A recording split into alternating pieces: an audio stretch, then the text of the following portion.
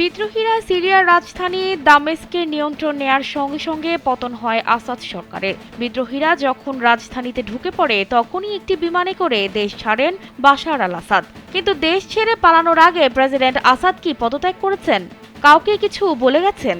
সামনে এসেছে এমন প্রশ্ন। রোববার কাতার ভিত্তিক সংবাদ মাধ্যম আল জাজিরার এক প্রতিবেদনে বলা হয়, আসাদ সরকারের মিত্র রাশিয়ার পররাষ্ট্র মন্ত্রণালয় থেকে একটি বিবৃতি জারি করা হয়েছে, যেখানে দাবি করা হয় বাশার আল আসাদ পদত্যাগ করেছেন, এরপর সিরিয়া ছেড়েছেন এবং শান্তিপূর্ণভাবে ক্ষমতা হস্তান্তরের নির্দেশ দিয়েছেন। মস্কো আরও বলেছে তারা সিরিয়ার বিরোধী দলগুলোর সঙ্গে যোগাযোগ করছে এবং সিরীয় নাগরিকদের নিরাপত্তা নিশ্চিত করতে পদক্ষেপ নিচ্ছে। এবার ব্যাংকও আপনার হাতের মুঠোয়। Balance transfer, mobile recharge, bill pay থেকে শুরু করে যা চান সব হবে এক মুহূর্তে। NRBC planet. তারা সহিংসতার পথ পরিত্যাগ করার জন্য সমস্ত বিরোধী দলের প্রতি আহ্বান জানান এবং সমস্যাগুলোকে রাজনৈতিক উপায়ে সমাধান করার জন্য সংশ্লিষ্ট সব পক্ষের কাছে আবেদন করেন।